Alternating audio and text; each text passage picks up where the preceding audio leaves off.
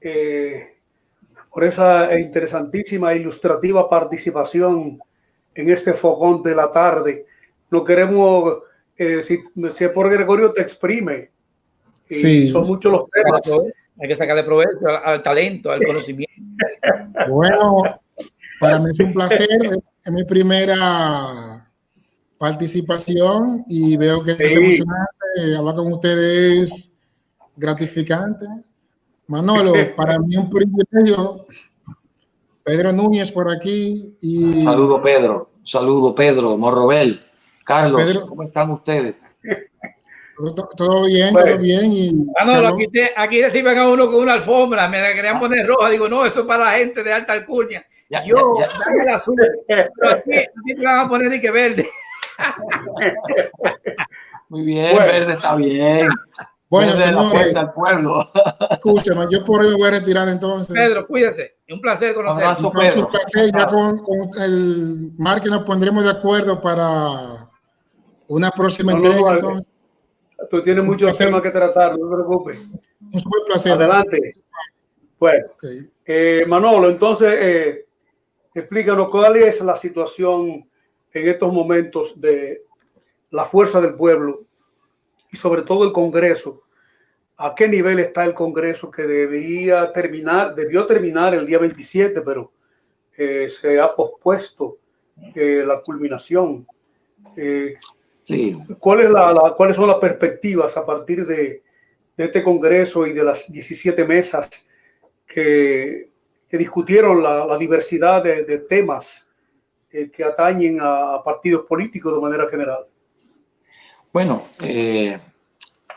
ha sido un Congreso, yo creo que único, muy particular, debido a que se está realizando en medio de una pandemia y hemos tenido que recurrir a la tecnología para reunirnos y discutir los temas que atañen a este Congreso.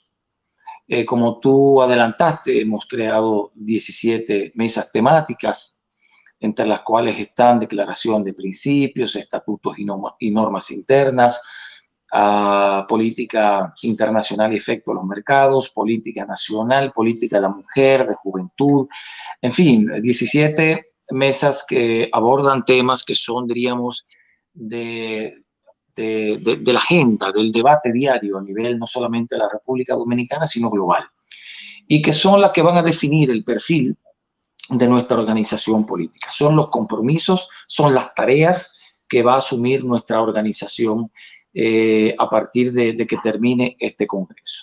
Y ha sido una participación rica a nivel de compañeros y compañeras. Primero, en las mesas temáticas se inscribieron cerca de 14.000 compañeros y compañeras, algo más de 7.000 como miembros con derecho a voz y voto, poco más de 6.000 con derecho solo a voz, en fin.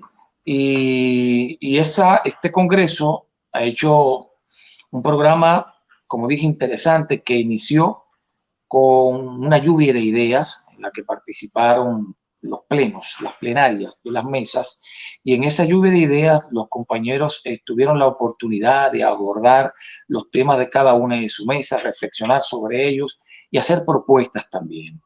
Luego pasamos a una segunda etapa en la que se hicieron los llamados foros temáticos con la participación de los compañeros y compañeras, de los miembros de nuestra organización política, pero además nos auxiliamos con personas no vinculadas al partido en el ámbito nacional e internacional, académicos nacionales, académicos en el ámbito internacional de todas partes, de las principales universidades del mundo. Por ejemplo, de la Universidad de Shanghai, de las universidades, para hablar de Estados Unidos, de Columbia, de Georgetown, universidades tan importantes como la UNAM de México, o universidades europeas, en fin, personalidades de todo el mundo, políticos, ex cancilleres, senadores, en fin, y compañeros, como decía, y personalidades del ámbito nacional que aportaron mucho al debate, que sirvieron de insumo para enriquecer las propuestas que ya se habían hecho en la lluvia de ideas o para hacer nuevas propuestas que se conocieron, discutieron y se aprobaron ya hace un par de días se concluyó ese proceso de aprobación en las mesas temáticas y ahora lo que corresponde es que estas propuestas hechas en cada una de las mesas temáticas irán al pleno del Congreso, que está compuesto por, además de las mesas. Manolo, antes de que tú llegues al pleno, ¿cuál es el mecanismo que se está utilizando en la Fuerza del Pueblo para permitir que se ejecute el voto de la propuesta en la mesa temática? Y si ya, como tú dices, se cumplió esa etapa, si hubo algún tipo de resultado que viera algún sector de la Fuerza del Pueblo o alguna persona se quejara de que el proceso en las votaciones fue incorrecto o que si se llevó a cabo correctamente, ¿no hubo quejas? No ha habido quejas. Ha sido un proceso en el que todos hemos estado aprendiendo, como les dije, porque ustedes saben que es la primera vez que en la República Dominicana y que tengamos conocimiento que en el mundo se realiza un congreso a través de esta vía telemática. O sea, de manera virtual, como decimos por acá. Y ha sido una experiencia, digo, aunque hemos tenido que ir aprendiendo algunos detalles técnicos que hemos tenido que ir ajustando, pero en sentido general muy seguro, porque la votación se hizo a través de correos electrónicos, ¿verdad? Y había una validación de correo con cédula y teléfono. Y una persona no podía votar 2 veces, no podía tener 2 correos electrónicos, pero además tampoco se podía usar un correo electrónico para que varias personas votaran. O sea, fue un proceso bastante transparente, sin quejas. ¿La Junta Central Electoral tuvo participación observando? Obviamente que sí, ha estado la Junta Central Electoral observando el proceso.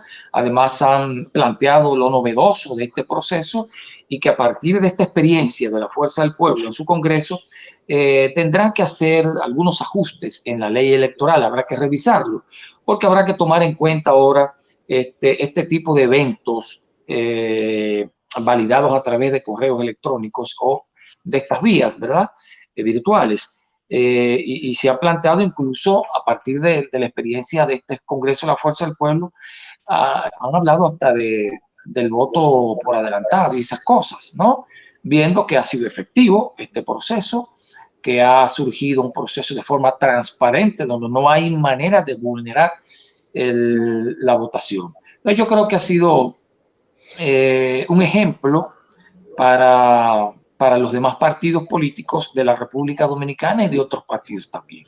He escuchado, después que nosotros hemos realizado nuestro congreso, me parece que el partido, si no mal no recuerdo, el Partido Socialista Obrero Español ha estado planteando también la realización de un congreso por esta vía, por la vía virtual o telemática. Y bueno, y parece que somos los primeros nosotros en este experimento por demás exitoso que hasta ahora hemos venido a votar. Manolo, el Foro Económico Mundial tiene hoy precisamente el primer foro mundial virtual. O sea, para hacer una equiparación formal entre lo que es la creación de un partido político y la realización de un congreso virtual. El Foro Económico Mundial nunca se había hecho en esa dimensión, y precisamente hoy se inició con la utilización de las herramientas tecnológicas para la discusión de temas de alto nivel, problemas de la industria de manera general, o sea, la transformación de la industria, la tecnología de manera específica. De verdad que ha sido un proceso bellísimo de la Fuerza del Pueblo, una organización que, bueno, está en la vanguardia, en la posmodernidad. O sea, los cuadros, yo recuerdo, yo fui de los fundadores del viejo partido. Nos formamos en los círculos de estudios. Ya cuando estábamos desarrollando, seguían los partidos, los comités patrióticos y populares. Los comités de amigos del partido fueron estructuras que fueron creándose para aquellas personas que no podían activar y después, bueno, ser miembros, en fin. Sin embargo, en este proceso, el PLD viene en el caso específico de la Fuerza del Pueblo, viene con una visión ajustada al tiempo. La pandemia no daba otra posibilidad y la decisión de recurrir a la tecnología ha sido brillante y la gente lo ha hecho con mucho entusiasmo. Fíjate cuando Manolo abrió ahora el chat para Telegram, ha sido a borbotones la presencia de personas, de compañeros, dirigentes de la Fuerza del Pueblo, en interés de participar, o sea, en lo que es realmente ya un partido diferente, ajustado a la posmodernidad. Adelante, Manolo. Sí, mira, esta experiencia del Congreso que han visto otros partidos de otros lugares, también la vimos en el proceso electoral, porque obviamente, aunque la tecnología venía avanzando, lo que ha hecho la pandemia es acelerarlo, ¿no? Ante la imposibilidad de las reuniones presenciales, evidentemente que no solo los partidos, sino todas las instituciones han tenido que recurrir a este tipo de actividades virtuales. Yo recuerdo que pasado el proceso electoral, el anterior proceso electoral, se le pidió a la Fuerza del Pueblo, específicamente el Partido Movimiento Ciudadano de México, un evento virtual para que nosotros contáramos la experiencia que vivimos en un proceso electoral con una campaña prácticamente virtual. Y recuerdo que nosotros participamos, invitamos como secretarios internacionales del partido a los compañeros vinculados al área electoral. Invitamos al compañero Franklin Almeida, invitamos al compañero Luis Toral y al compañero Natanael Concepción, que también estuvo involucrado en el proceso electoral pasado, para contarles un poco a los compañeros, no solamente Movimiento Ciudadano, sino a otros compañeros de otros partidos de América Latina, cuál fue nuestra experiencia. Y la verdad que para ellos fue interesante ver cómo las cosas, o sea, la pandemia hizo cambiar la visión de nosotros hacer la campaña electoral, cómo el tema de los recursos fue diferente, cómo el tema de la propaganda fue diferente, cómo el tema de la participación fue diferente, cómo nosotros nos inventamos los mítines virtuales, porque cuando tú reúnes 1,000 personas, 2,000 personas, es un meeting virtual, ¿verdad? Entonces, ¿cómo pudimos llegar a la gente? Los eventos que hizo el compañero Leonel Fernández con cada una de las provincias de manera virtual, participando todos los sectores de la vida social, en fin, para ellos fue algo muy novedoso porque no habían todavía agotado esos procesos electorales en medio de pandemia. Y bueno, y ha servido, diríamos, de ejemplo, porque ya han empezado a agotar procesos parecidos y han hecho cosas, claro, por la experiencia de nosotros y porque obviamente, o sea, se le planteaba, la situación se la planteaba. O sea que este proceso que hemos vivido en medio de la pandemia nos ha hecho descubrir un mundo que teníamos ahí, ¿verdad? Pero no habíamos explotado al máximo y lo hemos estado haciendo. Y la Fuerza del Pueblo, como tú decías, Carlos, se ha puesto a la vanguardia de este proceso. A la vanguardia porque absolutamente todo lo que hemos hecho en el proceso de este Congreso ha sido virtual.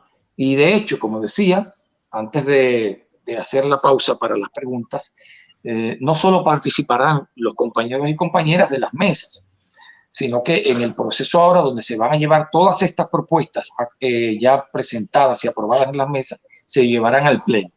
Ese pleno estará compuesto por los compañeros de las mesas temáticas, los compañeros que pertenecen a la dirección central, los vicesecretarios de la secretaría junto con sus titulares, pero además las direcciones municipales y, bueno, diríamos la estructura territorial del partido participará en este congreso y tendremos aproximadamente poco más de 9,000 compañeros y compañeras que deberán votar por las propuestas que ya fueron aprobadas en cada una de las mesas. Y como tú decías, teníamos previsto concluir este congreso el 27 de febrero.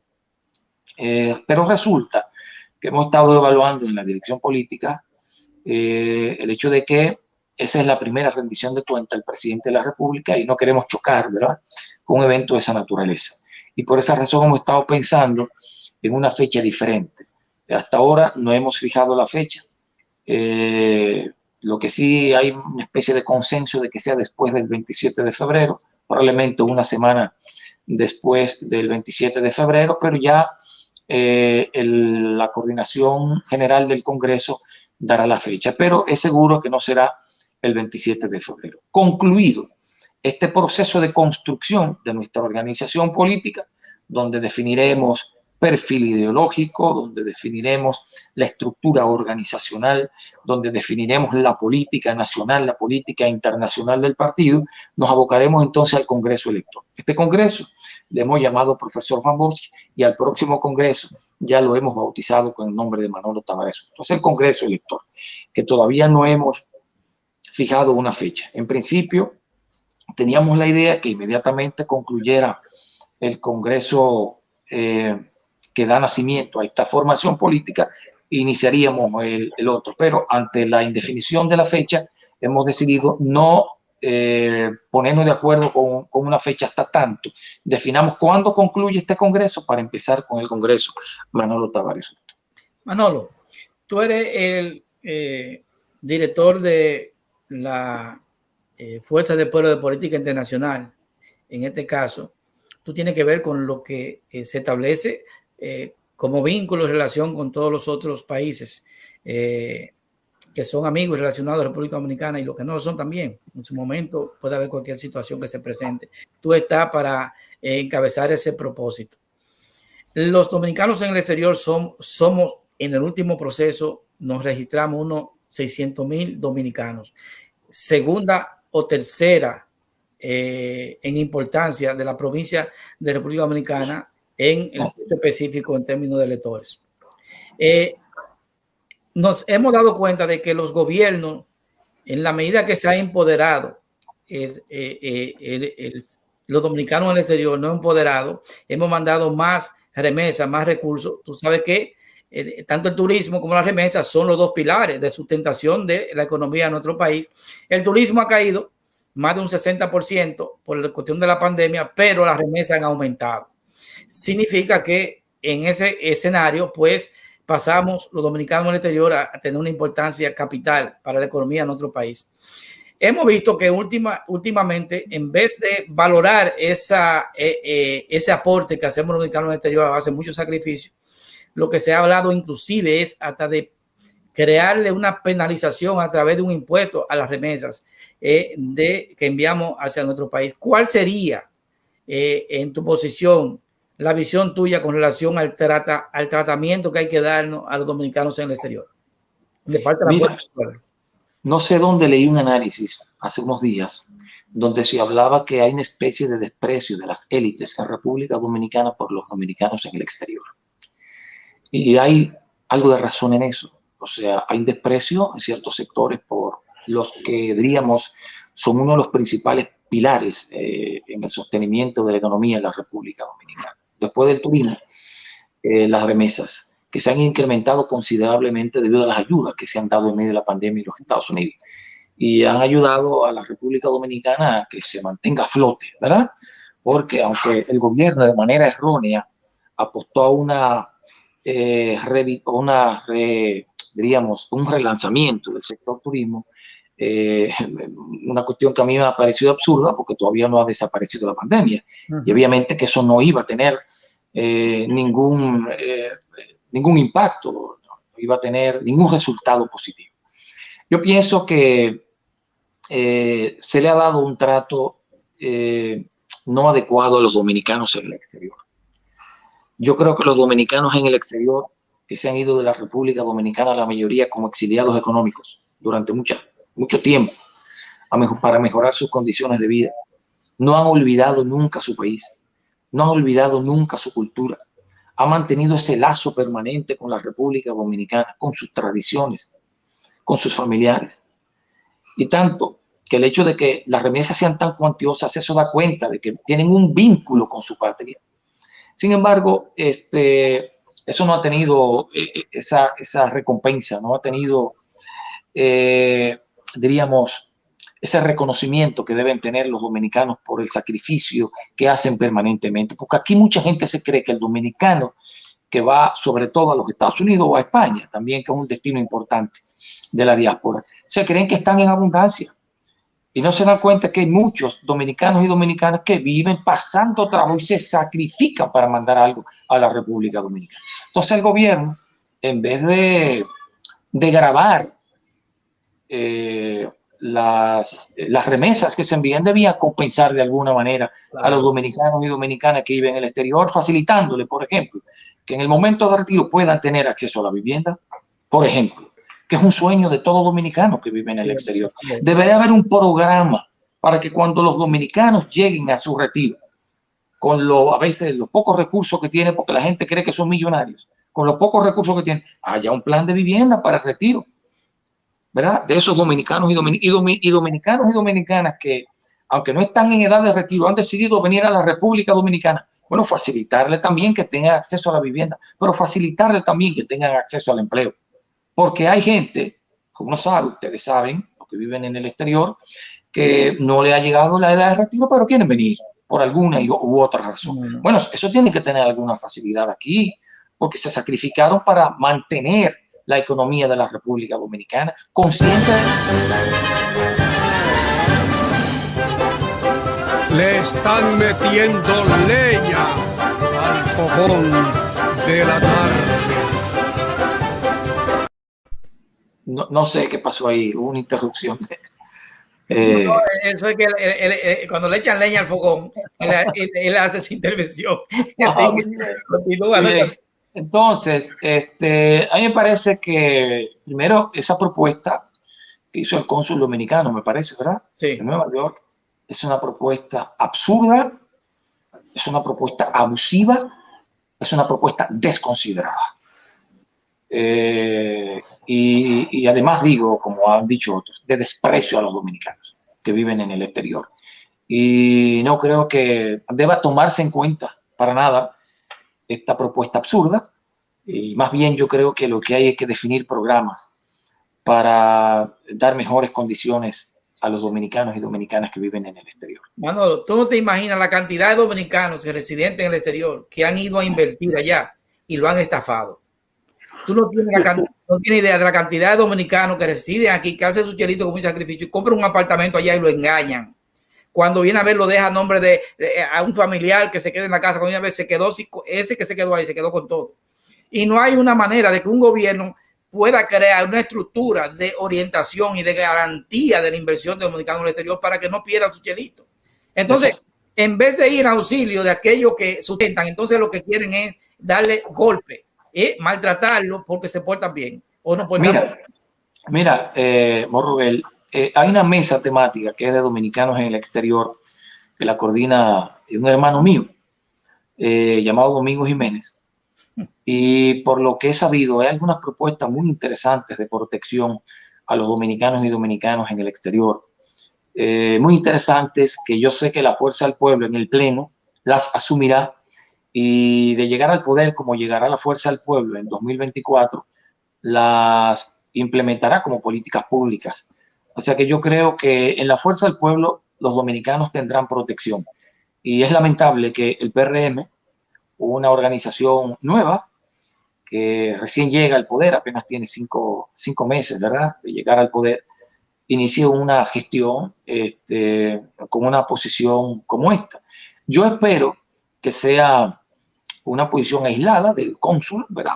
Un globo de ensayo, a ver si nos quedamos callados. Bueno, yo espero, tengo la esperanza de que eso sea un hecho aislado, de que eso sea él que esté en eso, y que el gobierno no esté de acuerdo, no sea parte de una política del gobierno, ¿no?, en su conjunto, sino que eso es un hecho aislado. Vamos a esperar que eso sea así, porque la verdad es que no creo que haya tanta voracidad por conseguir recursos, porque eso es un exceso, ¿no?, lo que ha ocurrido. Manolo, Joe Biden ya es presidente. ¿Cómo tú calificas el gobierno o la perspectiva del gobierno de Joe Biden con relación a la política internacional, incluyendo a los países como el nuestro? ¿Cómo sería esa relación, si conviene o no conviene? Hay que esperar.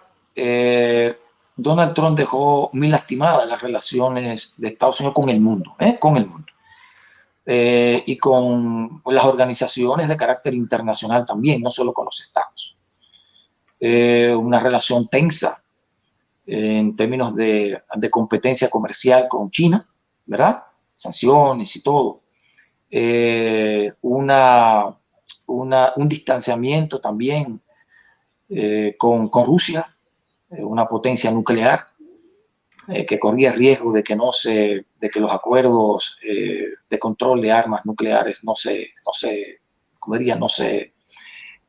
prorrogaran esos acuerdos. Bueno, hay la esperanza de que con Biden eso se resuelva. Con China, yo creo que lo que va a cambiar es el lenguaje diplomático. No creo que el fondo cambie, porque ustedes saben que hay una guerra por los mercados ahí y una guerra por la hegemonía ante un país como China que va avanzando y que todo el mundo sabe que en poco tiempo se convertirá en la primera economía del mundo. Es la primera economía de exportación del mundo. Todavía en términos de PIB no lo es. En términos de PIB es la segunda economía del mundo, pero los pronósticos incluso de desplazamiento de los Estados Unidos por parte de China se han reducido en tiempo. Ahora se habla de que será se ha hablado de 2040, ¿no? 44, por ahí, 45. Ahora se habla de 2032. Entonces, el tiempo se va acortando y eso lo ha acortado mucho la pandemia, porque a la pandemia, aunque ha impactado mucho la economía global, le ha dado bastante duro a Estados Unidos, que ha tenido una economía decreciendo, mientras que China es la única economía del mundo que pudo tener crecimiento económico en medio de la pandemia y se pronostica que crecerá alrededor de un 5 a un 6% este año. Y cuando los Estados Unidos, si se recupera finalmente, tendrá un crecimiento de 1 apenas, ¿verdad? Y si le va muy bien, de 2. Entonces eso ayuda a que se acorte el tiempo en que una potencia vaya en declive y otra vaya en aumento. Eso por un lado. Por otro lado, hay que recomponer las relaciones de Estados Unidos. Biden tiene el compromiso de recomponer las relaciones de ese país con sus tradicionales aliados, sobre todo con los europeos. Hubo crispación con los europeos. El tema de la OTAN generó ciertos conflictos entre ellos. Trump decía que no iba a seguir subvencionando, financiando la OTAN, mientras que los países europeos, que son los mayores beneficiarios de la OTAN, que yo no lo creo así, no aportaban nada, ¿verdad? Pero además ha habido también parte de la guerra comercial con China se ha trasladado también a los países europeos. Ha habido sanciones a Alemania, ha habido sanciones a Francia. En fin, todas esas cosas hay que recomponerlas, volver a las negociaciones comerciales, volver a la OMC para tratar las cosas, diríamos, en el ámbito de la diplomacia clásica, ¿no? Así que estas confrontaciones y esta crispación que le imprimió el presidente Trump a la administración en Estados Unidos. Y otro tema es América Latina, que nos concierne mucho a nosotros. Con el presidente Obama hubo un acercamiento a América Latina, este proceso largo de desconfianza entre nuestra región y Estados Unidos, de desconfianza, diríamos, de parte de nosotros por cuestiones históricas que la justifican, ¿no? Golpes militares auspiciados desde los Estados Unidos, intervenciones militares también auspiciadas desde los Estados Unidos, en fin, todo ese proceso de desconfianza, bloqueos económicos también a países latinoamericanos, por no querer alinearse con las políticas de Washington. Entonces, ese tipo de cosas yo pienso que pudieran mejorar en los Estados Unidos. Ahora, en Estados Unidos hay una situación, diríamos, estructural que no la resuelve Biden, no se resuelve con un tema. Estados Unidos ha venido quebrándose esa sociedad, fracturándose esa sociedad desde las políticas implementadas por Ronald Reagan, ¿verdad? De desmonte de todas las conquistas sociales, por un lado, de desregulación del sector financiero y de desregulación de todo, que fueron de alguna manera, y también implementando políticas fiscales regresivas que favorecían a los ricos. Y todas estas políticas acometidas por el gobierno de Ronald Reagan, que fueron seguidas por todos los demás, fueron seguidas por los Bush, fueron seguidas por el propio Clinton, siendo un demócrata, fueron creando situaciones bastante difíciles para los estadounidenses, o sea, pérdida de empleos, empleos precarios, no solo por eso, sino también porque implementaron una política de tercerización de la industria, o deslocalización de la industria nacional, que fue desindustrializando el país, y eso obviamente tuvo un impacto en el empleo en los Estados Unidos.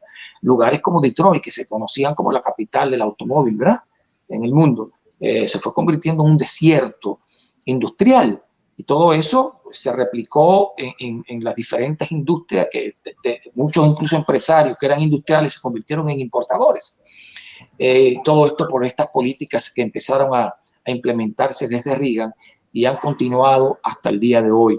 Una de las razones, sí, déjame terminar con esto, Carlos, para no perder la idea.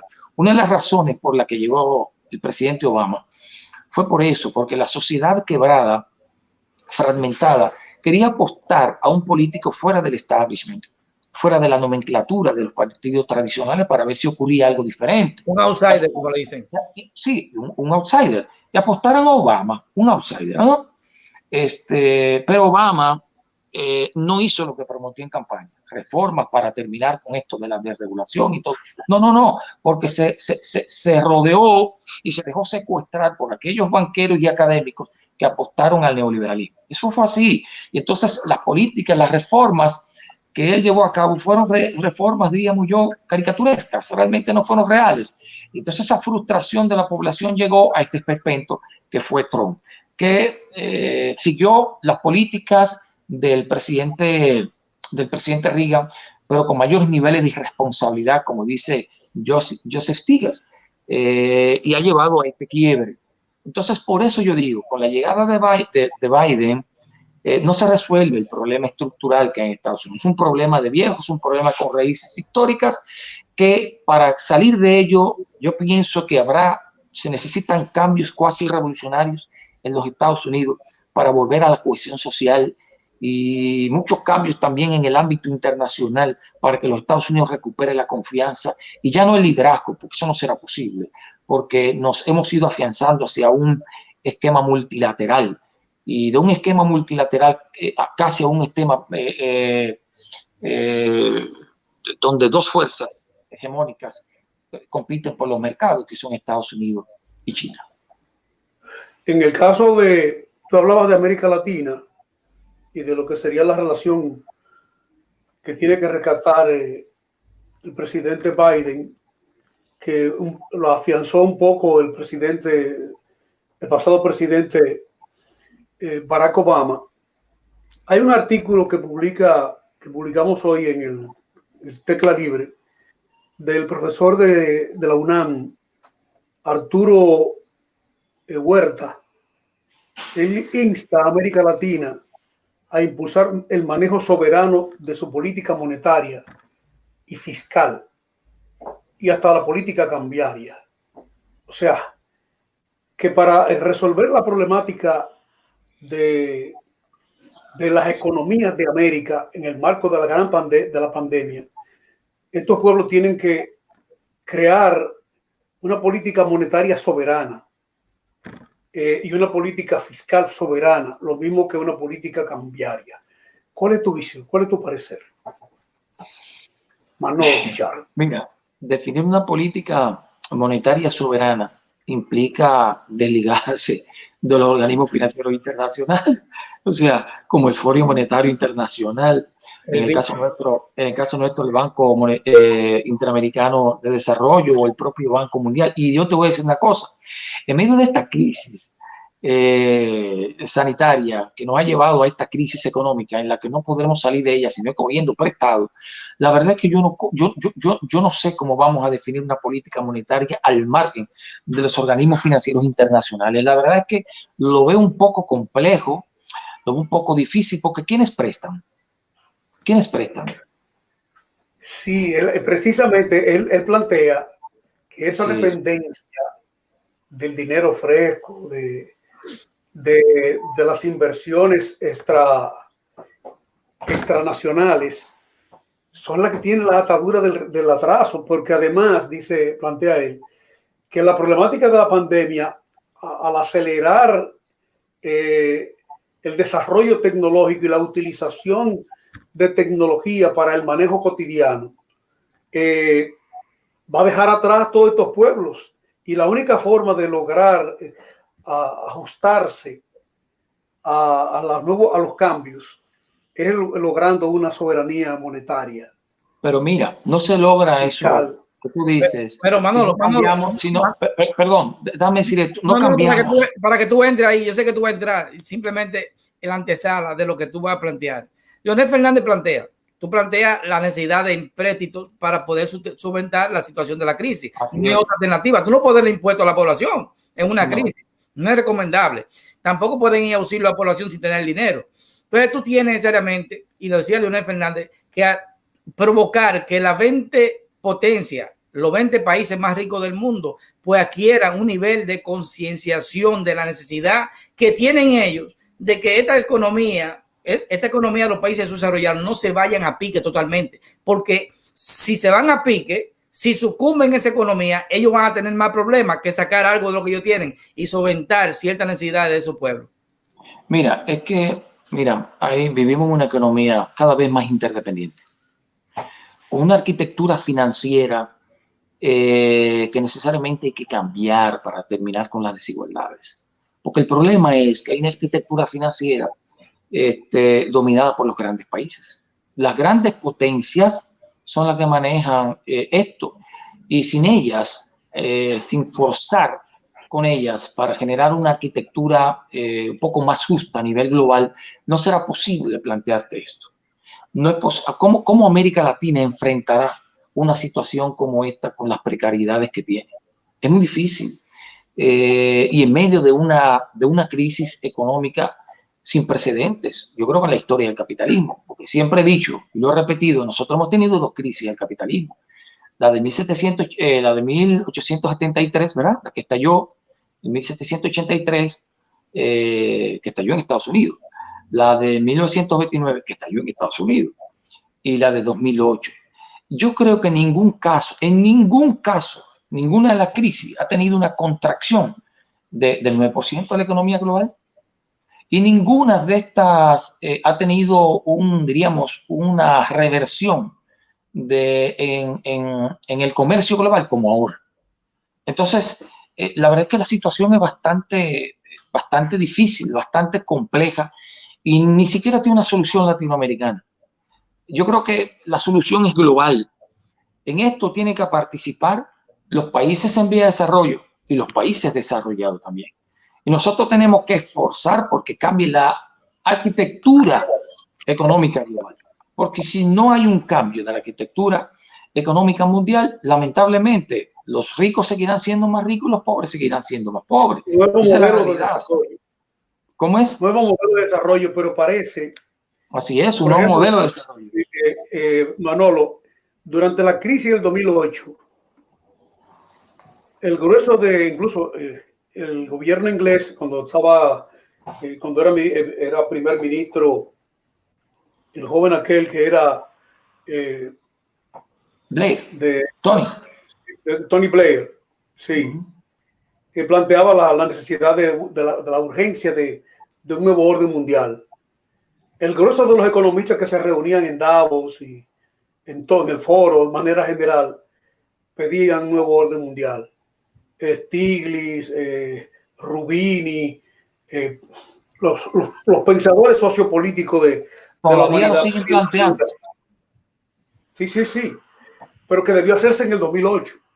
Sin embargo, China dijo que no. Es que China se opuso. Cuando incluso Obama, que llegó con un discurso no neoliberal al gobierno aquí, no tenía una posición radical. Sin embargo, el presidente anterior, Bush, sostenía que había que mantener el modelo. Y coincidieron ambos, el gobierno chino y el gobierno estadounidense, en que había que sostener el modelo neoliberal. Y por eso se mantuvo. Entonces, el modelo neoliberal o la liberalización del comercio, que son cosas distintas. Una cosa es La liberalización del comercio, otra cosa es el neoliberalismo, porque el neoliberalismo implica otros asuntos que tienen que ver con la desregulación laboral. Los gobiernos se aparten del control de la economía. Modelo. Sí, que los gobiernos se echen a un lado y le dejen al sector privado que ejecute lo que son las acciones de la parte financiera. Pero es que no, porque, no, pero perdón, es que Carlos, déjame interrumpirte ahí. Sí, perdón. No, te decía, es que China no podía estar de acuerdo con una política neoliberal por lo siguiente. Es que la política neoliberal te plantea la reducción del Estado a su mínima expresión. Y China tiene un modelo de economía socialista de mercado con un Estado fuerte que regula el mercado. Entonces, el neoliberalismo, pura y simple, no permite la regulación del Estado. No lo permite. Incluso se basan en aquella, lo que ellos creen que es un axioma, en un axioma de Adam Smith, lo que de que, bueno, que el Estado no se meta, que el Estado no se meta porque las distorsiones las resolvería en la mano invisible. Ese no es el planteamiento de los chinos. China tiene un Estado fuerte. Sí. No, escucha, Manolo, es que ya el Estado había metido la cuchara, había metido los pies, todo había metido el Estado, porque de entrada Bush le metió 700.000 millones para rescatar la economía. Y cuando llega Obama le mete 500.000. No fue para rescatar la economía, no fue para rescatar la economía, porque decir para rescatar la economía es como muy genérico. Fue para rescatar al sector financiero que estafó y engañó al Estado. Claro. Es una oligarquía financiera, óyeme bien, una oligarquía financiera que desde la desregulación implementada por Ronald Reagan se han ido enriqueciendo a costa de los bienes públicos. Es otra cosa. Provocaron esa crisis ellos. Es otra cosa, sí. No, lo que quiero significar es que ya el modelo estaba vulnerado. O sea, que ya el Estado había metido la cuchara en la economía hasta el fondo. Y lo propio ocurrió en toda Europa. Se invirtieron más de 8 trillones de dólares en el rescate del sector financiero. Pero déjame explicarte por qué, Carlos. Porque mira, hay una lógica de privatizar las ganancias y socializar las pérdidas. Ese es el neoliberalismo. ¿Qué ocurre? Cuando tú estás ganando, como ocurría con estos banqueros corrompidos con el apoyo de ese Estado mínimo, los pobres se hacían más pobres y los ricos se hacían más ricos. Ahí la ganancia se privatizó. Ahora, cuando quebraron por todo lo que hicieron, ¿verdad? Entonces se socializaron las pérdidas. O sea, tuvieron que recurrir. Y el dinero del pueblo pasó a solventar la pérdida de ellos. Recurrir al pueblo para rescatar a los banqueros que siguieron y han seguido haciendo lo mismo. Porque ¿qué ha ocurrido? Siguen actuando con manos libres, sin regulación, comprando aviones, comprando yates, compitiendo entre ellos a ver quién tiene el avión más grande o quién tiene el yate más grande, ¿verdad? O sea, dándose la buena vida a costa del empobrecimiento de la población y del achicamiento del Estado para que no los regule. Entonces no es lo mismo, no es verdad, perdón, y quiero dejar claro que ese no es el modelo que China defiende. China defiende el libre comercio. No así el neoliberalismo, porque China no cree en el Estado mínimo, todo lo contrario, cree en un Estado fuerte que regule al sector privado, de suerte que haya un efecto derrame en las ganancias, como ha estado ocurriendo en los últimos 30 años después de la reforma. Un Estado fuerte permite la inversión, pero regula, ¿verdad? Regula el mercado y permite que la gente se beneficie de las ganancias del mercado. Es diferente a lo que se ha implementado en Occidente, con Estados Unidos a la cabeza. Hay dos modelos del neoliberalismo que lo plantea Michel Albert. El modelo renano y el modelo estadounidense. El modelo renano, los países que están en torno al Rin, en donde está Francia, Alemania, que están ahí pegados al Rin, que pusieron un modelo de desarrollo neoliberal a su manera, y el modelo totalmente desregulado, que es el modelo estadounidense e inglés, que impulsó Thatcher y que impulsa Reagan. Pero en todas partes hay desregulación, Carlos, en todas partes hay desregulación, incluso en Europa. En Europa, acuérdate de aquellas reformas de desmonte de toda esa conquista social con la desregulación laboral y la quiebra de Bankia y la quiebra de algunos otros bancos europeos se debe también a que estaban desregulados y se debe a que implementaron políticas neoliberales igual que la implementaba. Claro, tenía sus propias características, pero todas apuntaban al achicamiento del Estado, el Estado mínimo. Entonces, por eso no podemos decir que China estuvo de acuerdo con los Estados Unidos en seguir con el modelo neoliberal, porque China nunca ha tenido un modelo neoliberal. Eso no es cierto. O sea, China primero tenía un modelo socialista propiamente, ¿no? Como se conocía, desde la revolución impulsada por Mao hasta que iniciaron los procesos de cambio con Deng Xiaoping, que permitieron la inversión extranjera, el libre comercio, con regulación del Estado. Pero, Manolo, yo creo que es un tema interesante la propuesta esta que hace el profesor Huerta para discutirlo, que podemos discutirlo aquí en el fogón, el asunto del la soberanía monetaria, donde se discutiría todos estos planteamientos.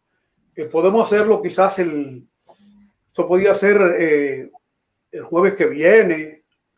Voy a leer el artículo porque no lo conozco. Sí, no sé está en tecla libre. Está en tecla libre.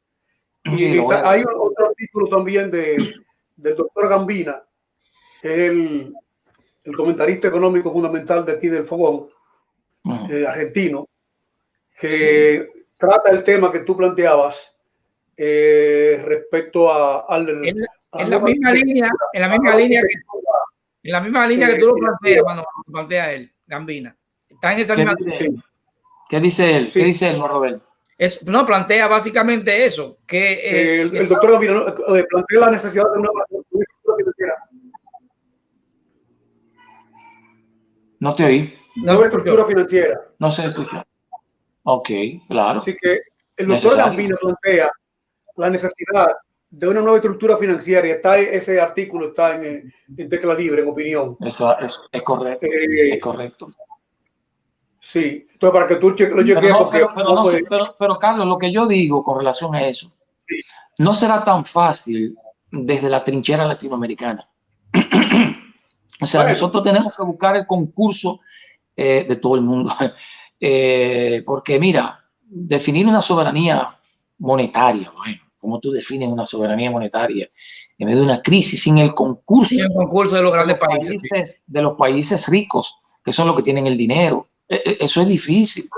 Por eso es como tirar con carabina vacía. Manolo, por eso Leonel Fernández dice que esos países tienen que hacer lo que asuman conciencia en base a la conveniencia que ellos tienen por tener dinero para ir en esos países que están afectados por la crisis.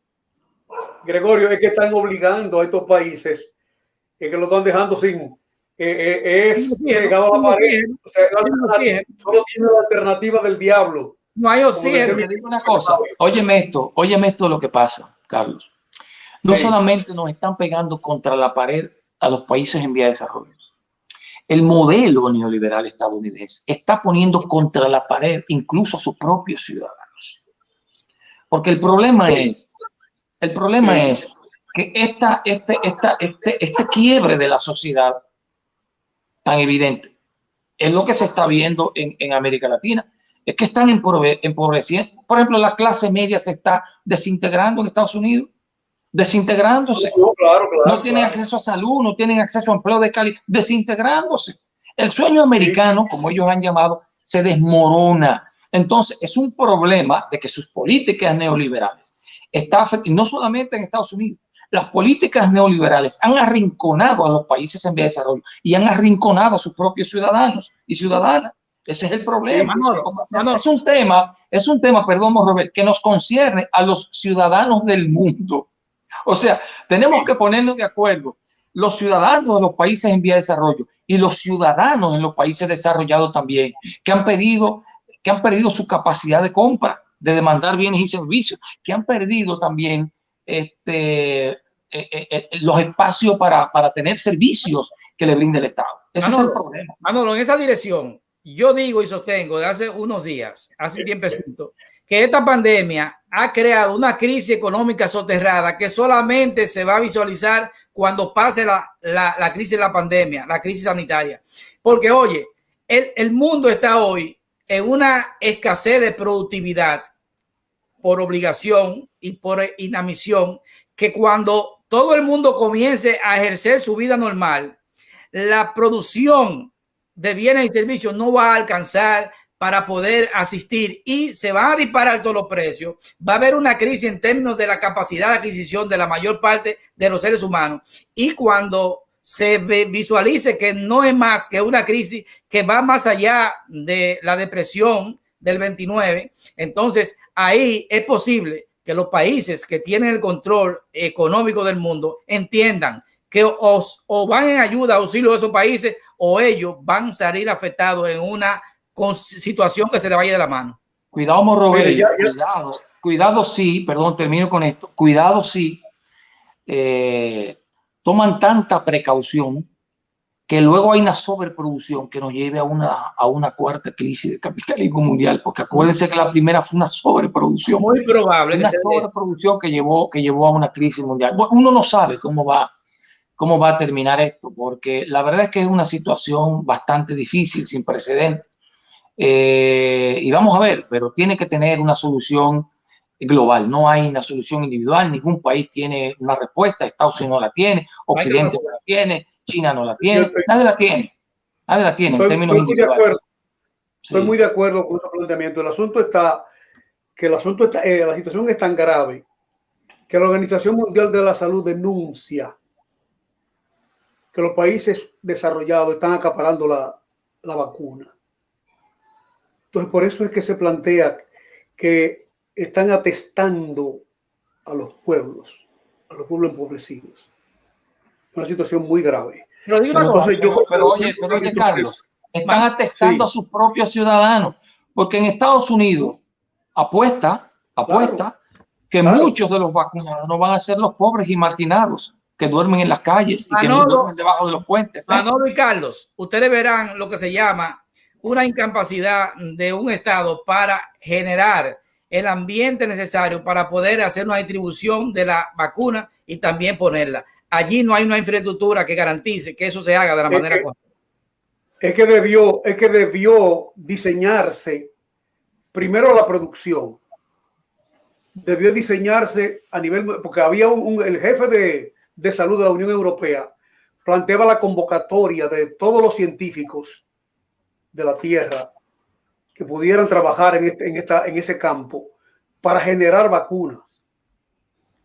Y en la Unión Europea no le hizo caso. El tipo renunció. Pero hay muchas vacunas. Miren, no, China pero tiene eso no es. 3 vacunas. Es que debió planificarse la producción.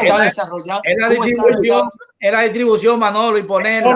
Estoy seguro que tú está limitada. La característica de nosotros dominicanos, yo estoy seguro, el tráfico de influencia, yo estoy seguro que tú recibes la vacuna primero que un asilo de ancianos que son propensos.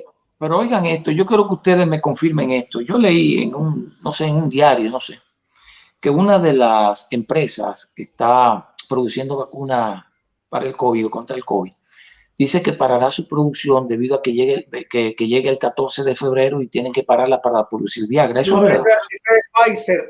Pfizer que paró la producción médica. Sí, que paró la producción médica durante el mes de enero porque estaba revisando algo, y tenía problemas de producción. Por eso que yo digo que debió coordinarse, que se colocaran fábricas a vapor de medicamentos en diferentes países. Porque entonces, ¿qué es lo que pasa? Que la Unión Europea está demandando a Pfizer porque no le está cumpliendo con el suministro. Claro, se comprometieron con suministrar una cantidad y ahora han dicho que no, por un tema de producción. Pero es lógico, es que no pueden hacerlo. O sea, por eso que había que diseñar un plan de instalación de fábrica para producir ese medicamento. Pero Mira, también que dice yo, aquí en Nueva York, oye, Pichardo, aquí hay en Nueva York, hay una cantidad importante de citas de personas que estaban citados para ponerse la primera vacuna y la segunda no aparecen ya, no hay vacuna. Ahora están generando la manera de buscar que aparezcan esa cantidad de vacunas para darle seguimiento a lo que dijeron. Así es, así lo vi. Pero Manuel Andrés López Obrador se vio en la obligación de llamar a Putin para pedirle 24 millones de vacunas Sputnik V. Compañeros y amigos, yo tengo otra reunión. Hemos pasado, hace rato que no hemos pasado, Por 15 minutos. Hace rato que no hemos pasado. Cuídense. Bueno, un abrazo. Hasta luego. Hace rato. Bien. Hace rato que nos pasamos.